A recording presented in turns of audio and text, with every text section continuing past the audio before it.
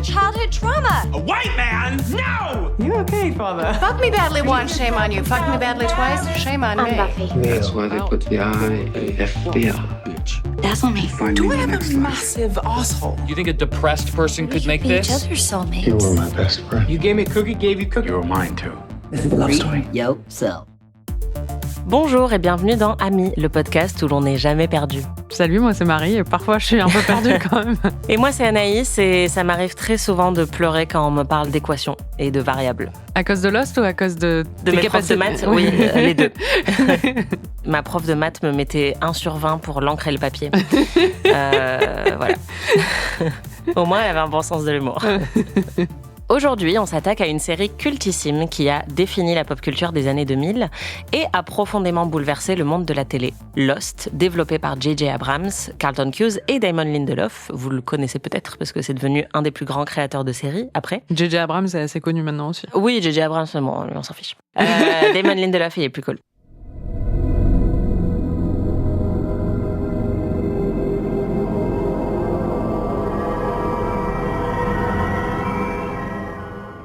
Lost, c'est une série qui a tenu le monde en haleine avec ses nombreux mystères, la trappe, l'ours polaire, le monstre de fumée. Elle a d'ailleurs lancé la mode des séries appelées Mystery Box ou boîte à mystères dans lesquelles une réponse amène encore plus de questions. Elle a affolé les forums de fans avec une multitude de théories en ligne et c'est aussi la première série de l'histoire à avoir décidé de s'arrêter sans être annulée.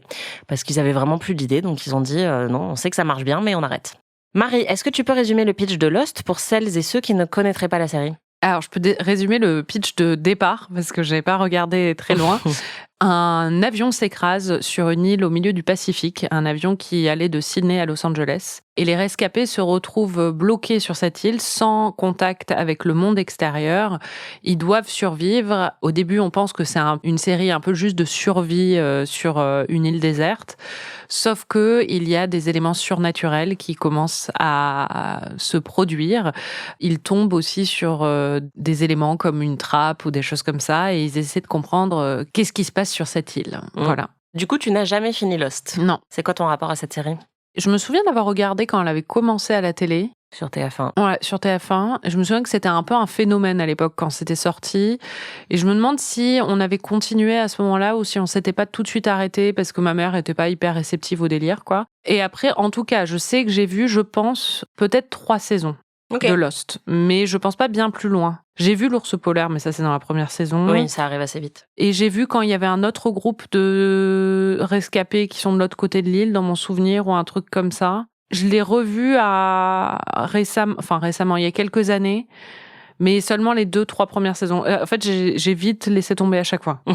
Parce que ça te paraissait trop compliqué ? Ouais, et puis j'étais plus très investie. Mais par exemple, j'aimais bien l'histoire entre les 2 Coréens qui retrouvent de l'amour l'un pour l'autre dans leur mariage ou des trucs comme ça. J'aimais bien les rapports humains, mais les mystères, j'en avais un peu rien à faire, honnêtement. Voilà. Je pense que c'est une série qui appartient aussi à cette période des années 2000, qui a été une période transitoire entre le moment où on regardait les séries à la télé en VF et le moment où on s'est mis à télécharger et à streamer en ligne. Et aussi, pour moi, le moment où j'ai quitté la maison de mes parents et où je me suis installée à Paris. Et où, du coup, mes habitudes de visionnage ont totalement changé, où je regardais des trucs sur mon ordi pendant mes études. Et je me souviens que la fin de Lost a correspondu à ce moment-là. Et où j'avais d'ailleurs tout rematé depuis le début parce que j'avais abandonné en déménageant et en changeant un peu de mode de vie et parce que c'était très difficile à suivre. Enfin, en fait, Lost, si t'arrêtes de regarder pendant 1 semaine ou 2, après tu comprends plus rien. Il faut vraiment être plongé dedans pour garder en tête tous les éléments mythologiques. Et donc, je me souviens que oui, ça a été une série qui a d'abord été très associée à ma fin d'adolescence et ensuite que j'ai reprise depuis le début, au début de mes études, pour voir et espérer apprécier le final, qui était très attendu. Où je me souviens que plein de gens ont vu le final et ils ont dit « J'ai donné 6 ans de ma vie à cette série, tout ça pour ça ». Toi, t'as un rapport quand même assez... Enfin, c'est une de tes séries préférées, non ? Ou de tes séries cultes, en tout cas. Ouais, c'est une de mes séries cultes. Je pense pas que ça fasse partie de mes séries préférées parce qu'elle a beaucoup de défauts et je pense que t'as vu les meilleures saisons. Enfin, globalement, la deuxième moitié de la série, pour moi, est moins bien. Mais effectivement, quand elle a commencé sa diffusion, moi, j'étais complètement obsédée. À l'époque, on passait du temps dans une maison à la montagne avec mes parents où il n'y avait pas encore la télé et j'allais le soir de la diffusion de Lost dans la maison d'à côté où on m'avait donné la clé pour regarder Lost parce que c'était inenvisageable que je rate l'épisode de la semaine de Lost puisqu'à l'époque, justement, on n'avait pas le rattrapage sur Internet, quoi. Donc, il fallait absolument que je voie l'épisode et je garde vraiment une nostalgie de cette période-là, du truc de... Enfin, on était obligés soit d'être devant la télé physiquement au moment où c'était diffusé, soit on ratait l'histoire et on savait pas ce qui s'était passé. Donc j'ai vraiment suivi ça avec beaucoup d'attention. J'étais très investie dans le triangle amoureux entre Jack, Kate et Sawyer. Ouais. Et c'est vrai que c'est devenu de plus en plus alambiqué, de plus en plus difficile à suivre. Et donc, voilà, il a suffi que je rate 1 ou 2 moments de diffusion à certains moments pour décrocher, parce que je pouvais plus suivre. Et même là, aujourd'hui, quand je revois certains épisodes que j'ai beaucoup aimés, je me souviens plus du tout de ce qui s'est passé globalement, enfin des détails de l'intrigue de Lost, parce que c'était vraiment complexe, quoi. C'est en partie pour ça que j'ai voulu te montrer cet épisode-là. Je savais pas si tu l'avais déjà vu ou pas, mais j'ai choisi de te montrer l'épisode The Constant, l'épisode 5 de la saison 4, qui a été écrit par Carlton Cuse et Damon Lindelof et réalisé par Jack Bender. Donc c'est vraiment parmi les plus gros noms de la série et les plus réguliers. Pourquoi t'as choisi celui-là ? C'est déjà un épisode un peu one-off, c'est-à-dire que il délaisse un peu l'intrigue principale de la série pour se focaliser sur un personnage très spécifique, même si tout ça rentre absolument dans l'arc narratif de la saison. Il n'y a pas besoin d'avoir tout suivi avant pour comprendre ce qui se passe dedans. C'est un épisode qui est focalisé sur, je pense, mon personnage préféré de Lost, Desmond. Et c'est un épisode qui est considéré assez universellement comme un des meilleurs épisodes de Lost, voire le meilleur, et un des meilleurs épisodes de l'histoire de la télé. C'est un épisode que je trouve extrêmement émouvant et qui symbolise le mieux tout ce que j'aimais dans Lost, à mon avis. C'est-à-dire un mélange de mystère et d'émotion, et où en fait tous les éléments de science-fiction sont utilisés pour véhiculer quelque chose de très universel et de très pur, comme là en l'occurrence l'amour. On a l'habitude de résumer rapidement ce qui s'est passé dans les épisodes précédents. En l'occurrence, je n'avais pas vu cet épisode de Lost parce que je suis pas allée aussi loin, donc tu m'as fait un petit mémo vocal. Pour essayer de faciliter ton expérience de visionnage, parce que j'avais vraiment peur que tu sois un peu paumé sans avoir aucun élément préalable. Et donc, ça va être votre résumé à vous aussi. Pour rappel, Desmond, qui est le personnage principal que tu vas suivre dans cet épisode, il s'est échoué sur l'île quelques jours avant le crash d'avion avec tous les héros de Lost. Et donc, ils se rencontrent tous ensemble à un moment dans la saison 1. Desmond, c'est lui qui était chargé de surveiller la trappe et ce qu'il y avait à l'intérieur de la trappe, si tu te souviens, qui était un des gros mystères au début de la série. Ensuite, il rejoint le groupe de tous les gens qui ont survécu au crash d'avion, ils deviennent tous amis, etc. Et Desmond, la femme de sa vie, s'appelle Penny. Et il s'était disputé, je crois, avant qu'il devienne naufragé sur l'île. Et donc, c'est un très gros regret pour lui. Et dans cet épisode, il est accompagné de plusieurs nouveaux personnages qui sont là depuis quelques épisodes et qui, en fait, ont été missionnés par le père de Penny pour venir sauver les rescapés de l'île. Et donc, ils ont été envoyés par bateau et ensuite par hélicoptère pour revenir sur l'île et retrouver Desmond. Et donc là, quand l'épisode commence, plusieurs habitants de l'île, dont Desmond et Saïd et le nouveau, sont dans l'hélicoptère pour essayer de retrouver le bateau qui est censé les secourir, en fait. Ils ont des coordonnées très spécifiques de leur groupe. Et donc, il y a certains membres du groupe qui sont restés sur l'île avec tous les autres survivants et juste un petit nombre qui est parti avec l'hélicoptère pour retrouver le bateau et ensuite avec l'intention de ramener le bateau et de sauver tout le monde, enfin tous les rescapés sur l'île. Voilà. J'espère que c'est clair. Ce qu'il faut préciser aussi, c'est qu'un autre moment très très culte de Lost, c'est le final de la saison 3 que tu avais peut-être vu, qui correspond à la mort de Charlie, qui était un des personnages les plus attachants de Lost. Ah, et c'est Mary ? Ouais, Dominic Monaghan, qui va être en communication avec Penny. En fait, ce bateau est l'objet de beaucoup de théories dans Lost avant qu'ils arrivent enfin à le retrouver. Et ils pensent que c'est un bateau qui a été envoyé par Penny Et en fait, Charlie, juste avant sa mort, va communiquer avec Penny qui lui dit « Mais quel bateau ? Je comprends pas, moi j'ai pas envoyé de bateau. » Et donc, il écrit sur sa main « Not Penny's boat » juste avant de mourir noyé. Et Desmond voit ce truc et c'est une scène hyper tragique. Et donc ensuite, plus tard dans la saison 4, finalement, les gens qui étaient sur le bateau, donc qu'on voit là, Daniel Faraday, etc., réussissent à entrer en lien avec les gens de l'île. C'est tellement compliqué. Ouais. Non, mais je comprends, j'arrive à suivre. Mais et il y a une division au sein des membres de l'île, mais certains, et donc notamment Saïd, décident de retourner au bateau pour essayer d'en savoir plus et potentiellement trouver une issue de secours. Sauf que, voilà, comme Charlie avait dit « Not Penny's boat », ils ne savent pas s'ils peuvent faire confiance entièrement aux membres de l'équipage de ce bateau ou pas. Je sais pas si c'est. Mais du coup, ce intéressant. sera le père. En fait, il s'avère que c'est le père de Penny. Je sais plus. En fait, je sais parce que je l'ai lu sur Wikipédia que c'est le père, mais. C'est le père parce qu'en fait, il a été aussi un habitant de l'île. Il veut se venger de le méchant avec les lunettes là. Ah putain, ah oui, c'est vrai. Le père veut aller sur l'île. C'est un peu ça. Pour vous expliquer ce qui est en train de se passer, c'est que notre productrice Aurélie doit contribuer à cet épisode pour qu'on puisse remettre un peu tous les bouts de cette intrigue délirante en place. Oui, parce que Aurélie a regardé Lost plus récemment et donc effectivement, le père de Penny a ses propres raisons de vouloir réinvestir l'île, puisqu'il y a quand même énormément de mystères autour de cette île. Où est-elle ? Pourquoi personne n'arrive à en sortir ? Pourquoi elle n'existe sur aucune carte ? Blablabla. Et donc, le père de Penny a un lien avec l'île aussi. Mais c'est bien tellement pratique. Voilà, c'est bien pratique et c'est juste tellement compliqué que moi, c'est aussi ça le problème. Et c'est ça qui fait que c'est pas une de mes séries préférées. C'est que je sais que, contrairement à d'autres séries où je peux revoir des épisodes de temps en temps, si je veux revoir Lost, il faut que je revoie tout Lost. Parce que sinon, je vais plus comprendre. Et donc, c'est quand même trop d'efforts, je trouve. Je comprends. Est-ce que tu veux résumer ce qui se passe dans cet épisode en 30 secondes ? Oui, alors ils sont dans l'hélicoptère, Desmond, Saïd et le mec là qui est venu les aider, Frank Lapidus. Ils sont pris dans un orage dans l'hélicoptère et au milieu de cet orage, alors qu'après ils atteignent le bateau, Desmond fait un peu une dissociation, il ne se souvient plus de qui, enfin il se souvient de qui il est, mais il n'a plus aucun souvenir de l'île. Et surtout, il a l'impression d'être en 1994 ou 96, à l'époque où il était soldat en Écosse. Et en fait, il a une dissociation entre... Il y a des scènes qui se déroulent à cette époque-là, où il est hyper BG et il a pas de barbe, et des scènes qui se déroulent donc en 2004, 8 ans plus tard, sur le bateau, alors qu'il essaie de comprendre ce qui lui arrive. All right. Listen to me. This is a mistake, right? I don't know these people. Oh, no. I don't know these people. I understand. No, but this is wrong. I'm not supposed to be here. 20, 21, 22, Yeah. 23, Here, what? 24. What the hell are you doing on your feet?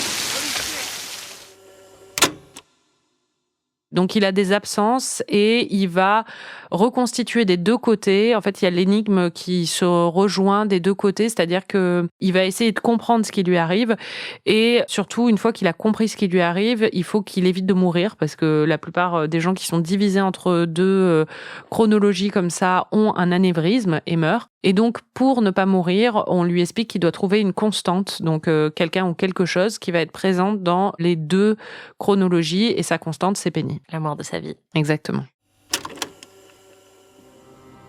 I think Eloise's brain short-circuited. The jumps between the present and the future. She couldn't tell which was which. She had no anchor. What do you mean, anchor? Something familiar in both times. All this is all variables. It's random, it's chaotic. Every equation needs stability, something known. It's called a constant. Desmond, you have no constant. When you go to the future, nothing there is familiar. So if you want to stop this, then you need to find something there. Something that you really, really care about. Qu'est-ce que t'as pensé de cet épisode ? Au début, j'étais un peu indifférente. Surtout que je suis pas allée aussi loin dans l'histoire. Desmond, c'est pas un personnage que je connais très bien. Et les trucs on va en parler, mais les trucs de voyage dans le temps, ça a tendance à me saouler. Mais j'avoue que plus ça avançait, plus j'étais investie. Et surtout, la scène finale est très émouvante. Ouais. Donc, j'ai bien aimé l'épisode. C'est joli. Je suis ravie. Est très joli. Ah, il est très très joli. Ouais. Bah attends, pourquoi tu crois que c'est mon préféré?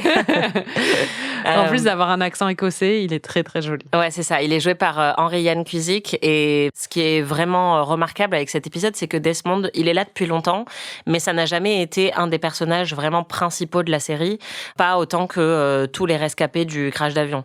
Même si il avait développé une grande complicité avec Charlie et que toute son histoire avec Penny, en fait, ça va être un arc narratif tout au fil de la série.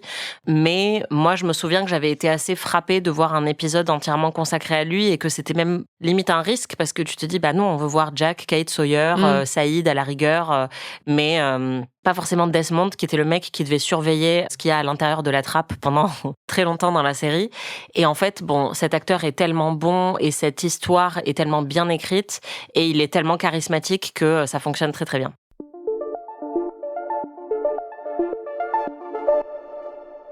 On avait déjà parlé dans ce podcast du fait que les histoires de voyage dans le temps, généralement, te saoulent et te font mal à la tête parce que tu penses trop à tous les paradoxes temporels, en fait, qui pourraient exister.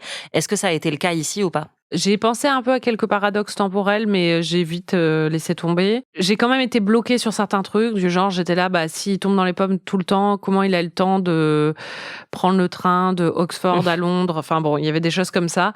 Mais au bout d'un moment, je me suis laissée prendre par l'histoire et par l'aspect. En fait, c'est là où c'est malin, et c'est ce que tu disais tout à l'heure, c'est que quand la science-fiction ou ce genre d'intrigue un peu délirante est mise au profit d'une histoire d'amour ou d'une histoire, en tout cas, où les émotions dominent, ça te permet d'oublier un peu les incohérences techniques et narratives liées à ces ressorts un peu de science-fiction, quoi. Et je dirais, alors peut-être que quelqu'un me contredira, mais je dirais aussi qu'il n'y a pas d'incohérence dans cet épisode et c'est ça qui fait qu'il est vraiment exceptionnel en termes d'écriture, c'est qu'ils ont passé énormément de temps sur l'écriture de cet épisode. Un épisode de Lost, pour le concevoir et l'écrire, généralement, ça leur prenait 2 semaines et sur celui-là, ils ont passé plus d'1 mois pour justement assurer leurs arrières et être sûr qu'il n'y aurait aucun paradoxe temporel dans l'épisode. Et donc c'est vrai que quand tu le regardes même avec attention et à plusieurs reprises, ils ont réussi à tout expliquer. Et c'est vrai que le truc le plus difficile à accepter, c'est les différences de temps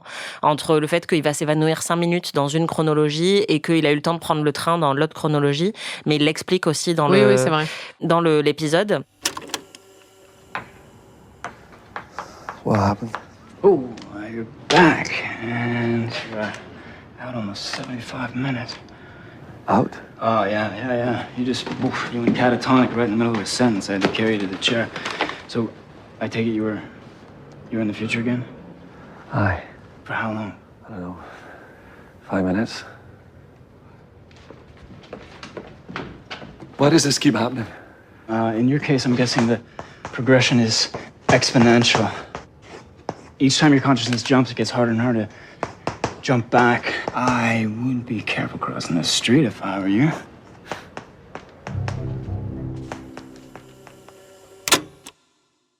Et donc c'est vraiment très malin et puis il tourne ça en dérision à plusieurs moments, notamment Daniel Faraday qui est un peu le savant fou qui permet de nous expliquer tout ce concept-là. À un moment il dit ouais ok les paradoxes temporels vraiment vous avez pas trouvé plus original. Et il y a un autre moment où Saïd dit à Desmond ton timing est vraiment très pratique quand même. Et donc il y a des petits moments comme ça où on sent qu'ils veulent quand même souligner l'incongruité de tout ce qui est en train de se passer.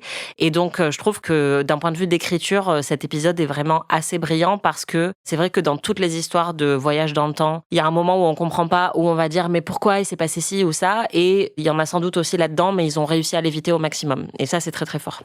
L'épisode commence donc dans l'hélicoptère où Lapidus, Desmond et Saïd s'apprêtent à rejoindre le bateau. Ils traversent une zone de turbulence. Et à ce moment-là, Desmond a l'air désorienté, on le comprend, parce qu'on aurait très peur. Turbulence, c'était sympa. Hein. Ils sont au milieu d'un orage horrible. Oui, qui paraît aussi très surnaturel, puisque en plus, à un moment, Saïd dit, on est parti, c'était le lobe, et en fait, on arrive, ou non, on est parti à la tombée de la nuit, et là, il est midi, c'est vraiment bizarre, ton histoire. Donc, il traverse ce nuage très, très bizarre, et Desmond a l'air désorienté, et on comprend, nous, que sa conscience fait des bonds dans le temps, qu'il alterne entre le temps présent en 2004 et le moment en 1996, où il était dans l'armée écossaise. Qu'est-ce qui se passe ensuite ? Alors là, j'avoue, c'est ça qui m'a stressée aussi, c'est que en fait, comme il est dans l'armée, c'est hyper stressant qu'il ait des absences, parce que à chaque fois qu'il a une absence, on lui impose sans abdos ou sans pompe en plus. Donc ça va vraiment.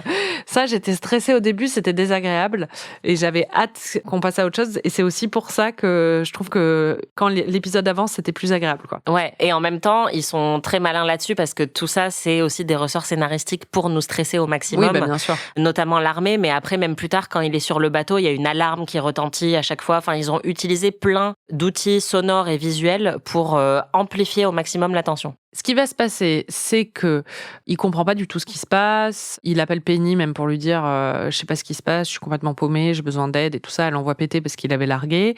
Et donc il est complètement paumé. Et à chaque fois qu'il revient, surtout dans l'époque contemporaine, enfin là où se déroule la série, il est complètement perdu. Il se souvient de rien. Il a l'impression justement, il est la personne qu'il est en 1996. Il commence à comprendre ce qui lui arrive grâce à un personnage joué par Fisher Stevens, qui était notamment dans Succession, qui a réalisé pas mal de documentaires, dont celui sur David Beckham. Et lui, il joue le rôle d'un mec qui était chargé de la communication, je crois, sur le bateau, et qui en fait a fait une petite excursion et a eu aussi ce décalage, et donc il est coincé entre deux chronologies. Et donc il lui explique. Et là, Desmond commence à comprendre, et surtout, il l'appelle parce qu'ils ont une sorte de téléphone satellite qui les relie à l'équipe qui est restée sur l'île. Et là, David Carradine, Daniel Faraday. Daniel Faraday, qui est le scientifique, qui est un mec qui vit sur une île déserte, mais qui porte une cravate, ok, si tu veux. Oui, mais parce qu'il vient d'arriver, enfin, eux, ils viennent de il a l'air débarquer. un peu sale quand même, donc il pourrait enlever sa cravate. Enfin, je sais pas, moi, j'ai déjà... Ça fait quelques jours qu'ils se sont échoués sur l'île, en fait, parce que justement, ils venaient du bateau et de l'hélicoptère, ils sont dans la même équipe que les gens du bateau. Ça, j'avais compris. D'accord. Ça n'excuse pas la cravate, non, d'accord. Vraiment. Vraiment, sa tenue est incongrue, en fait. Même s'il était sur un bateau avant, même sur le bateau, tu portes pas une cravate. Oui, mais après, c'est aussi, c'est vraiment le nerd de la série, et donc clairement, la cravate reflète non, mais ça. c'est ça, mais bon. Et lui, il lui dit, alors, ce qu'il faut que tu fasses, c'est que pour avoir les réponses, il faut que tu ailles me voir à Oxford, bien pratique, à l'époque, il était à Oxford, pas en Australie ou aux États-Unis. Et il lui dit, tu vas à Oxford et tu me dis tel truc, tu me dis que t'es au courant au sujet d'Héloïse, et tu me dis qu'il faut que je mette telle fréquence sur mon truc. Et en fait, Desmond va aller du coup à Oxford, le voir, va le convaincre grâce à ses arguments qu'il n'est pas fou, et surtout, il n'a pas été envoyé par des collègues pour lui faire une blague. Il a vraiment voyagé dans le temps. Exactement. Et l'autre, il est comme un ouf. Et du coup, il lui montre Héloïse qui a un rat, et il fait une expérience, et il est là, waouh, c'est fou, elle a appris à faire ce labyrinthe, et après, elle meurt tout de suite. Voilà. Oui, en fait, Héloïse, la souris, vit la même scission entre deux chronologies. Et c'est donc, un rat, hein. C'est blanc, les rats ? Ça peut être blanc, les rats, et surtout, les souris, ça peut pas avoir cette taille. C'est énorme. Héloïse, la grosse souris. Ouais. En fait, il se rend compte, Faraday, que elle sait déjà un truc qu'il est censé lui apprendre 2 heures plus tard. Et donc, qu'il y a un paradoxe temporel qui a été créé. Et donc, il commence à faire plein de calculs, et il se trouve qu'il travaillait déjà sur la possibilité du voyage dans le temps, et que Desmond lui confirme aussi qu'il est sur la bonne voie. Alors que, a priori, dans mes souvenirs, Desmond et Faraday ne se connaissent pas sur l'île. Ils viennent à peine de se rencontrer, donc ils n'ont pas une connaissance l'un de l'autre. Tu penses quoi de Faraday ? Il m'a crispé. Oh. Toi, tu l'aimes bien ? Ah, je l'adore. Ouais. Non, il m'a crispé. Trop le cliché du nerd. Oui, mais en fait, il a un côté savant fou qui est hyper divertissant, je trouve. Ouais, non, enfin, moi, j'ai trouvé ça un peu cliché, quoi. Oh. Et puis surtout avec sa cravate. Encore une fois, la cravate, je pardonne pas. Ouais, je comprends. Non, parce qu'en plus, moi, je me souviens que je le trouvais un petit peu mignon. Enfin, il avait un côté à la fois savant fou, mais un peu rock'n'roll au fond, tu vois. Ouais. Il a une petite histoire d'amour avec la rousse, avec qui ils se prennent tout le temps la tête sur l'île. Et ils se prennent tout le temps la tête, et ils ont l'air assez opposés tous les deux, donc évidemment ça marche super bien. Trop bien. Voilà. Tellement d'histoires d'amour dans Lost. Moi j'adore Faraday, et donc c'est lui qui va expliquer le truc le plus crucial de l'épisode à Desmond, qui est que dans toute équation il faut qu'il y ait une constante et pas que des variables. Et là, si ta prof de maths t'avait expliqué ça comme ça, t'aurais compris. Exactement. Ça tout de suite. Là je commence déjà à saigner du nez, tu vois, rien qu'à devoir essayer d'expliquer ça. Et donc voilà, il faut qu'il trouve quelque chose qui lui tient énormément à cœur, et qui réussissent à l'ancrer en fait dans la temporalité dans laquelle il est, peu importe où il se trouve.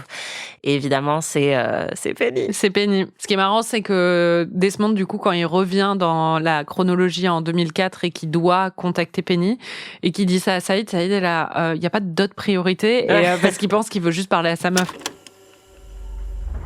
Welcome back, Desmond. I need to call Penny. Calling your girlfriend is not our priority. Listen, brother, I don't know you, but you seem to know me, so if you and me are friends, then I need your help. Mais en fait, non, c'est la chose la plus fondamentale et la plus importante. C'est ça, l'amour, c'est ce qui va voilà, c'est ce qui va le sauver et c'est très beau. Oui, sauf que le problème, c'est que Desmond et Penny sont en très mauvais termes en 1996. Il l'a quitté parce qu'il avait peur de l'engagement et leur relation, en fait, va être révélée à travers plein de flashbacks tout au long de la série. Donc, c'est pas la dernière fois qu'ils se sont vus. En 1996, ils se sont revus après, mais ils ont une histoire d'amour qui est très compliquée où, genre, clairement, ils s'aiment tous les deux et ils arrivent pas à se quitter, mais ils arrivent pas non plus à être ensemble. Donc on a déjà un petit peu ces éléments-là quand on arrive à cet épisode. Et donc là, il doit, en fait, c'est aussi un épisode sur comment reconquérir son ex, puisqu'il doit absolument convaincre son ex qui est vraiment très remonté contre lui. On va d'abord convaincre le père de son ex. Ouais, bah en fait, il essaye de la contacter elle, mais elle a changé de numéro, elle a changé d'adresse, et donc il décide de passer par son père pour essayer d'obtenir des informations et de la contacter. Ouais, et ce qu'on comprend, c'est que son père est très riche et que du coup, il y a peut-être une tension à ce niveau-là entre eux aussi. C'est-à-dire qu'ils viennent pas du même monde, quoi. Ouais. Et le père, de toute évidence, voulait pas qu'elle soit avec Desmond. Oui, c'est une présence qui est assez sombre et sinistre. Le personnage du père, qui jouait aussi le grand-père dans The aussi, oui. Qui joue tout le temps des vieux connards riches. Et donc finalement, il réussit à obtenir l'adresse de Penny, il va sonner chez elle et il lui dit voilà, je sais que ça n'a aucun sens, mais il va falloir que je t'appelle dans 8 ans et je peux pas t'appeler si j'ai pas ton numéro de téléphone, donc je sais qu'on se parle plus, que j'ai tout gâché avec toi dans notre histoire, mais il faut absolument que tu me donnes ton numéro de téléphone. Et elle est un peu en mode, ok, tu es très chelou, pourquoi tu viens frapper chez moi le soir pour me demander un truc comme ça? En même temps, on comprend qu'elle a encore des sentiments très ambivalents pour lui, qu'elle lui dit, en fait, j'essaye d'avoir une coupure nette avec toi, donc j'aimerais bien que t'arrêtes de faire ce genre de choses. Mais elle finit par lui donner son numéro de téléphone. Après, moi, j'ai senti aussi qu'elle était un petit peu déçue qu'ils lui disent je t'appelle pas avant 8 ans. Parce que moi, je serais elle, je serais là, non, mais vas-y, enfin, m'appelle pas pendant 3 mois, mais appelle-moi après. Et en fait, c'est ça que j'adore aussi, c'est que c'est un épisode qui parle d'amour brisé aussi et d'une histoire qui a été impossible, ce qui a nourri la culture pendant très longtemps. Et que là, on sent qu'ils s'aiment tous les deux, mais qu'il y a eu énormément de souffrance entre eux et que c'est sans doute pas réparable. Et que même lui n'est absolument pas prêt en 1996 à vivre quoi que ce soit avec elle et que donc il lui dit Moi typiquement c'est le genre de truc où je suis là, enfin c'est quoi son impossibilité en fait, il a peur de l'engagement quoi. Je suis d'accord, ça c'est vieux comme le monde. On dirait Normal People où il suffirait qu'ils se parlent en fait. Exactement, mais dans tous les cas lui il est paumé dans sa vie et il est aussi paumé dans le temps et donc il lui dit si tu as le moindre espoir encore qu'il y ait quelque chose entre nous, je te demande de me faire confiance là-dessus, ce qui est hyper cruel parce que comme tu le dis, c'est en gros fais-moi confiance, je vais pas te parler pendant 8 ans. I know it's too late to change things, but I need to tell you something.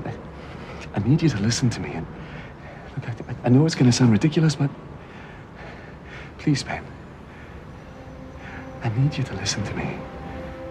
I know this doesn't make any sense because it doesn't make any sense to me, but 8 years from now, I need to call you, and I can't call you if I don't have your number.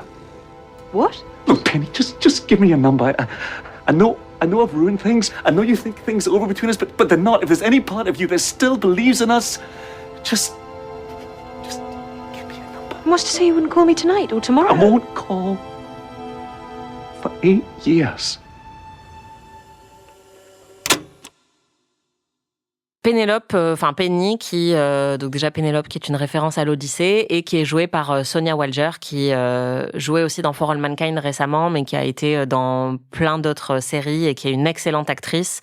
Et là, c'est un peu son introduction dans la série à ce personnage. C'est la première fois qu'on la voit être aussi présente et ça marche aussi parce que c'est elle et qu'on est tout de suite investi dans son histoire avec Desmond, même si on la connaissait pas avant.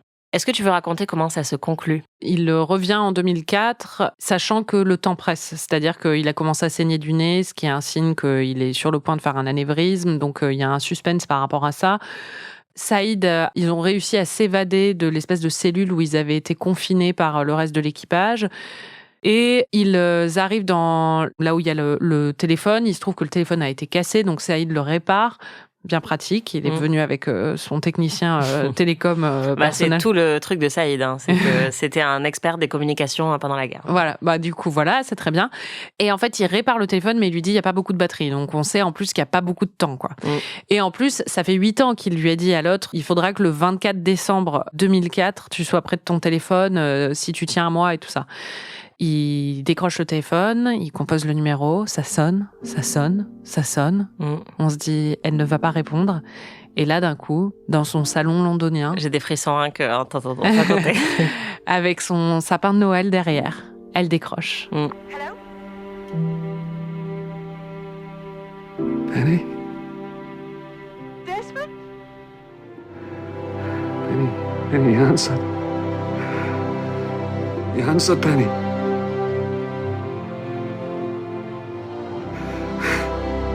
Oh my God, Penny, is that really you? Yeah. Yes, it's me.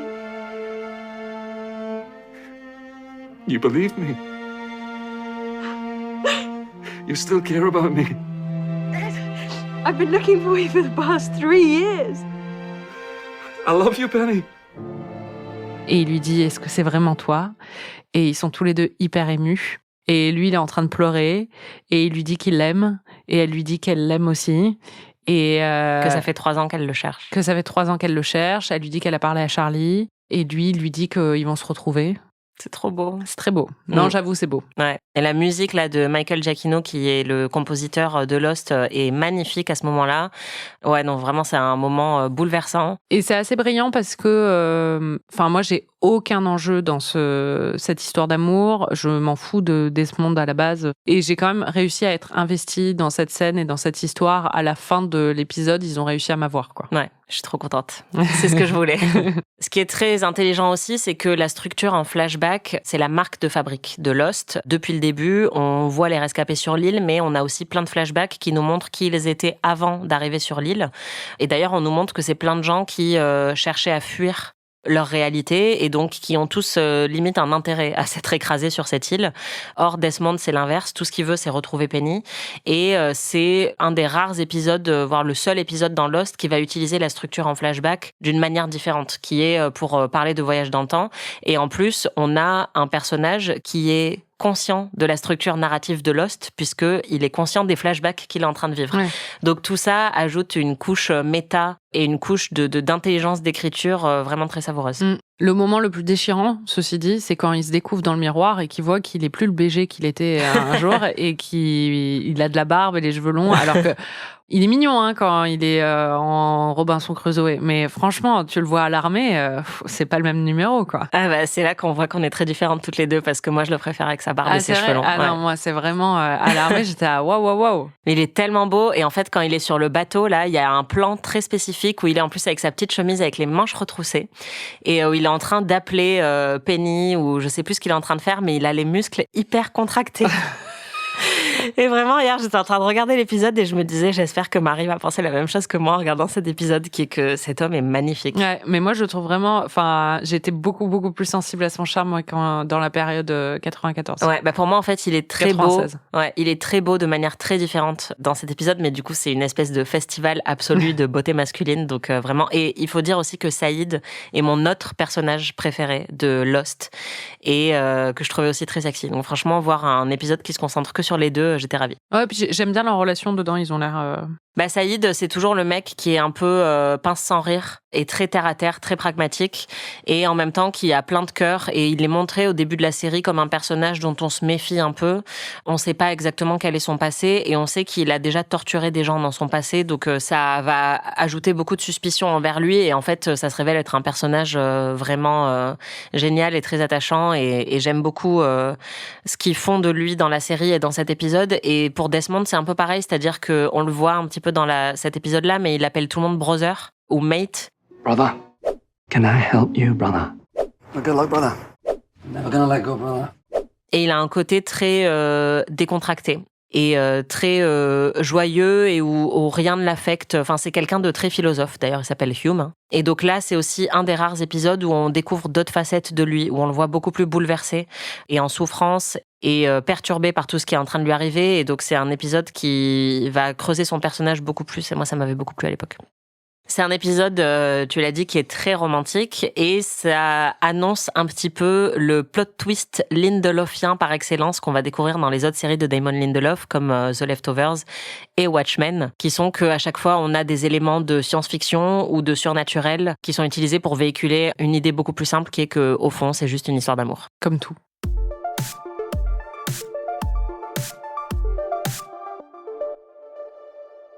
Est-ce que tu comprends pourquoi cet épisode est considéré comme un des meilleurs de tous les temps? Sachant que The Ringer, quand ils ont classé les 100 meilleurs épisodes de tous les temps, le premier, c'était The Constant de Lost. Ouais, alors j'irai pas aussi loin. Le deuxième, c'était The Suitcase de Mad Men. Je sais. Je suis retournée sur leur site du coup. Oui. C'est Mallory Rubin qui l'a mis en premier. Elle aime bien ce genre de série aussi. Elle est très nerdy sur les séries. Je comprends pourquoi c'est considéré comme un des meilleurs épisodes de tous les temps. C'est très bien écrit, c'est hyper bien interprété. Ce que je disais tout à l'heure, t'as pas besoin d'avoir vu la série pour être investi émotionnellement dedans. C'est un excellent épisode. Et il y a vraiment une satisfaction émotionnelle dedans qui est assez remarquable. Après, le meilleur épisode de l'histoire de la télé, déjà, je ne saurais pas te dire quel est le meilleur épisode de l'histoire de la télé. Enfin, je trouve ça toujours un peu compliqué de faire des classements comme ça, et je suis pas sûre que je mettrais celui-là, mais j'ai pas le même investissement émotionnel dans cette série que beaucoup de gens, donc c'est normal. Oui, je pense que quand on a vraiment apprécié Lost, c'est facile aussi de déjà déclarer que celui-ci était le meilleur et de le mettre très très haut dans un classement. On le ressent pas quand on est détaché de tout ça aujourd'hui, mais il y avait tellement de théories de fans sur Lost à l'époque. Les forums en ligne étaient complètement fous. C'est une série qui est totalement l'héritière de Twin Peaks en ce sens, et aussi avec toute l'histoire de mythologie qui était très importante. Et dans cet épisode-là, moi, je repère moins les trucs parce que j'ai plus du tout tout Lost en tête, mais il y a notamment le moment où il y a une vente aux enchères et où l'objet qui est en train d'être vendu, c'est un tableau qui représente un bateau naufragé. Il y avait plein de moments comme ça qui étaient intégrés à tous les épisodes de Lost et sur lesquels les gens se cassaient la tête après pour se dire mais est-ce qu'ils ont caché une référence là-dedans, puisque comme personne ne savait exactement ce qu'était cette île et pourquoi tout le monde y était naufragé à un moment ou à un autre, tous les indices étaient bons à prendre. Et donc il y avait eu énormément de théories sur ce bateau à l'époque. Donc je comprends que pour les gens qui ont suivi ça de manière un peu intense, cet épisode soit aussi très haut dans le classement. Pour moi, ce qui est encore plus remarquable dans la perfection d'écriture de cet épisode, c'est que pour les gens un peu jeunes qui nous écoutent, il faut rappeler que à une époque, les séries étaient écrites et produites et tournées en flux tendu, c'est-à-dire que on écrivait les épisodes suivants pendant qu'on était en train de tourner une saison. Donc là, par exemple, cet épisode a été écrit quelques mois seulement avant qu'il soit tourné, et tout ça en ayant aussi la réception des fans en direct. Et donc, il y avait plein d'épisodes de séries qui étaient un peu mauvais ou moins bons parce qu'il fallait en sortir un toutes les semaines. Et le fait qu'ils aient réussi à accomplir ça au milieu de toute la folie Lost, alors qu'ils étaient tous en burn-out, et c'est aussi ça l'histoire de Lost, et c'est pour ça qu'ils ont voulu arrêter au bout de la 6e saison, c'est que ils en pouvaient plus, ils avaient jamais anticipé le succès qu'ils auraient, et quand ils ont lancé tous ces mystères au début, ils se doutaient pas qu'il y aurait un tel fandom qui exigerait des réponses sur absolument tout, et donc ils étaient très fatigués, ils rajoutaient plein d'éléments de mythologie, mais ça devenait de plus en plus compliqué de maintenir une cohérence d'une saison à l'autre, et donc le fait qu'au milieu de tout ça, il y ait cette espèce de bijou d'écriture, je trouve ça encore plus remarquable, et je pense que la raison pour laquelle plein de gens aiment The Constant aussi, c'est parce que c'est sans doute, je vais m'attirer la colère de beaucoup de fans, mais le dernier bon épisode de Lost, très bon épisode de Lost. C'est-à-dire que vraiment, à la fin, ça a quand même perdu de sa superbe. C'était de plus en plus compliqué et de plus en plus lourd en mythologie. Et moi, personnellement, j'en pouvais plus de voir des espèces de divinités s'affronter sur l'île. Ah bon? Ouais. Ça part vraiment loin. À la fin, c'est vraiment, c'est encore une fois Lindelof, quoi, mais c'est le bien contre le mal. On a John Locke, qui est le héros, qui s'oppose à Jack, et donc le bien, le mal. Et c'est que des questions très Jack, philosophiques. C'est le mal? Dans ma tête, c'était Locke, mais en fait, les deux ont raison, mais c'est des débats philosophiques. Et Lost était un vrai boulgui-boulga de références philosophiques et théoriques et théologiques. Et on le retrouve dans tous les noms de personnages et aussi mythologiques. Enfin, vraiment, c'était de très, très grandes idées qui étaient condensées pour aussi être un divertissement sur un crash d'avion. Et à la fin, ça devient un peu lourd. Ils sont un peu perdus là-dedans. Ils ont tous des noms de philosophes, ou parce que Locke, Hume... Oui. D'accord. Tout à fait. Tout ça aussi, ça a été décortiqué justement par les fans. Qu'est-ce que ça veut dire ? Ouais, il y avait Jacob qui était le gardien de l'île et qui s'affronte avec Locke à la fin, qui en fait devient une sorte de divinité sur l'île. Enfin, c'est vraiment... Ça devient trop perché. Moi, je fais partie des gens qui n'ont pas vraiment aimé le final. Peut-être parce que je l'ai pas compris, peut-être parce que j'étais plus trop investie dans la série autant qu'avant, mais je voulais des réponses en fait, et j'ai pas forcément eu ce que je voulais, et c'est aussi ça qui est un traumatisme fondateur pour Damon Lindelof, qui a dit très clairement que quand il est parti sur The Leftovers, c'était son intention, c'était de pas reproduire les mêmes erreurs que sur Lost, et de dire dès le début, en fait, il y a un mystère, on va pas l'expliquer. C'est pas ça la question, et on va parler d'autre chose. Parce qu'il en avait marre que tout le monde lui demande d'expliquer les trucs sur Lost. Mais voilà, pour moi, en fait, la saison 4 de Lost, c'est vraiment pas une des meilleures, mais au milieu, il y a cet épisode magnifique, et c'est un peu comme Buffy, où il y a Once More with Feeling, qui est dans une saison qui est pas particulièrement bonne, mais certains des plus grands coups de génie de la série sont arrivés dans ces périodes-là.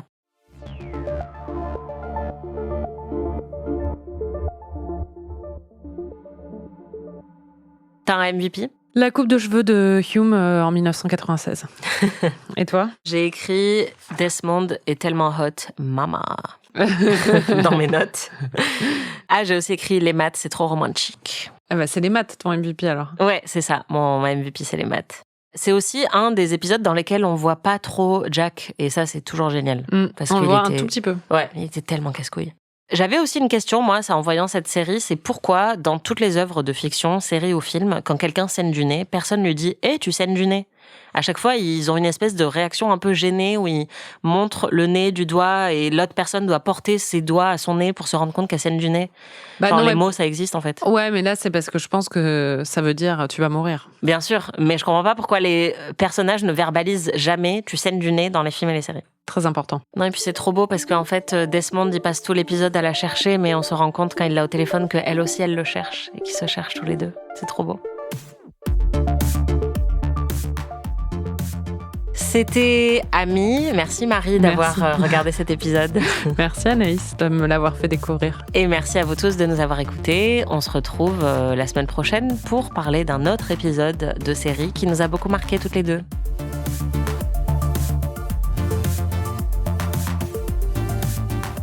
Amis est un podcast d'Anaïs Bordage et Marie Telling, produit par Slate Podcast. Production éditoriale, prise de son et réalisation, Aurélie Rodriguez.